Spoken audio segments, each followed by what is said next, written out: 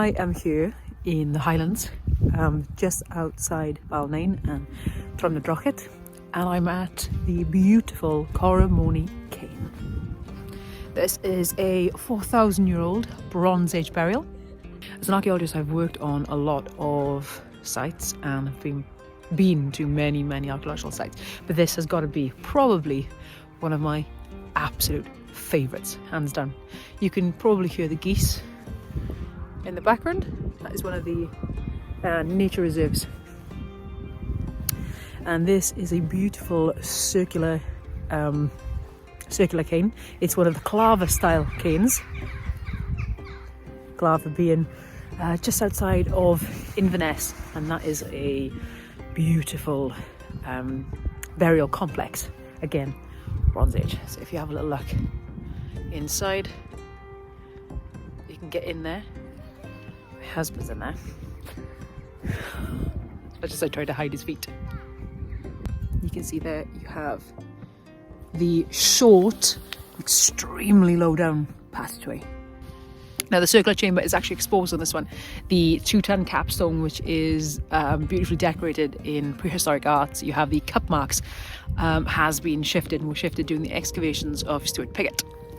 You can see the short chamber there. It's extremely low, it's extremely difficult to get into, but inside you have a beautiful circular structure.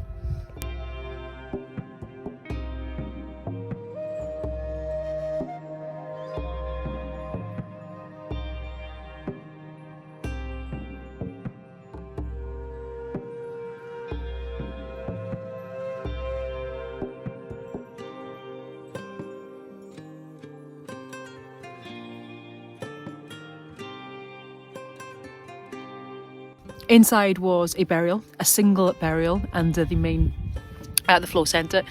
It was an inhumation, so we don't have any cremation in this specific one, unlike Clava. The body unfortunately didn't survive because of the acidity and the salt. What we do have is was an outline of a crouch burial. Now the crouch burial was situated on the right hand side, so that would suggest that it was a female. Now you'd have to be of significant importance to have this as yours and yours only. We can tell it's a body because when analysis was taken of the stain, it was very high in phosphorus. So this is something that actually phosphates leach from the bones during decomposition.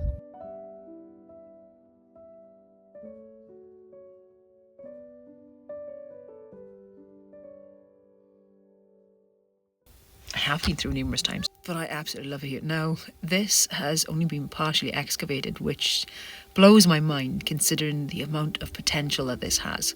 Sections of this cairn have been excavated, but so much has been left untouched. For example, there's no subterranean levels have been excavated.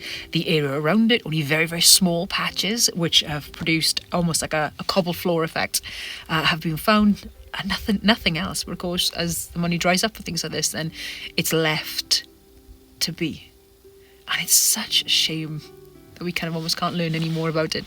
Now the surrounding landscape is almost certainly going to have some more archaeology, and actually on the drive-in, it's really it's a really secluded, a quiet spot in the most beautiful countryside, typical Scottish Highlands. And there is a section in a farmer's field which is next door to this that I may or may not have looked into, and it is a not as tall, but is a circular structure. It's perfectly circular. It's a mound which is only about a foot shorter than this, and it's visible from here. It's almost definitely, it's got to be a cairn, but it hasn't been investigated, which for me as an archaeologist just makes me want to take a trowel to it, in the most respectful way, of course. So this landscape is largely unexcavated since Stuart Piggott's excavations of Corrimony Cairn, which is there in 1952. And I have just wandered across a field with my fingers crossed as to the right to roam access in Scotland. I'm being responsible. So, and there is this there, which is just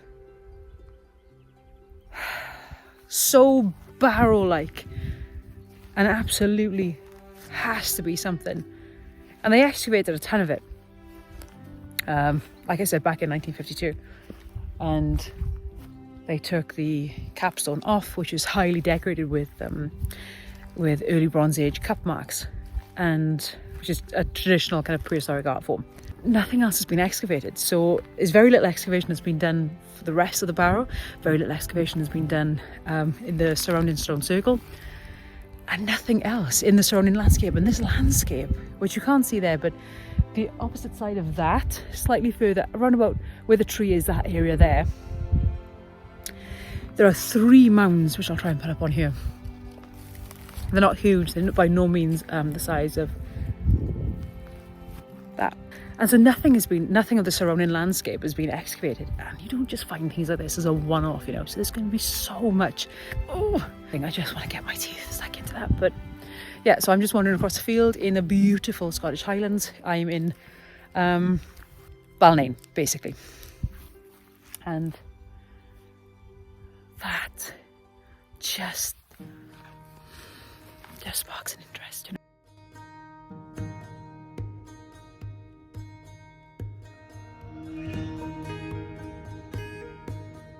Astronomically cool area. If I spin you around, there it is.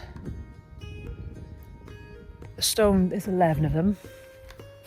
I just witnessed a tour guide taking 20 Americans around the cairn and telling them all about how there were beaker burials in there, and that the midsummer solstice light the winter solstice light would come through and go straight into this beaker where the cremated remains of the individual was. And as the light hit it on the winter solstice, so the soul could travel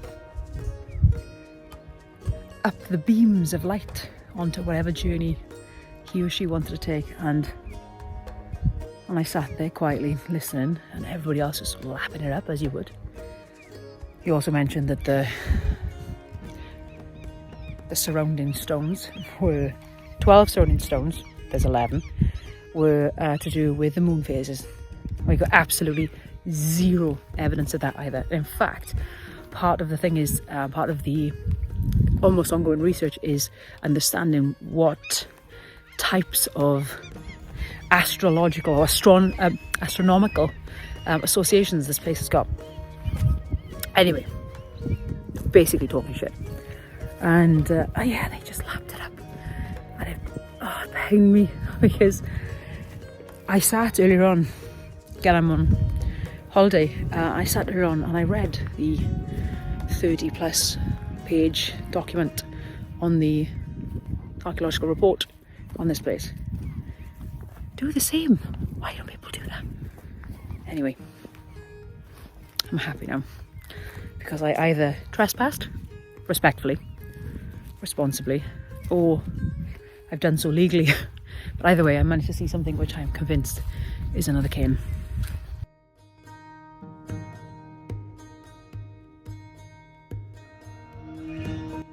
Yeah, it is almost a shame sometimes that archaeology doesn't have the funding that we need in order to delve further into these things.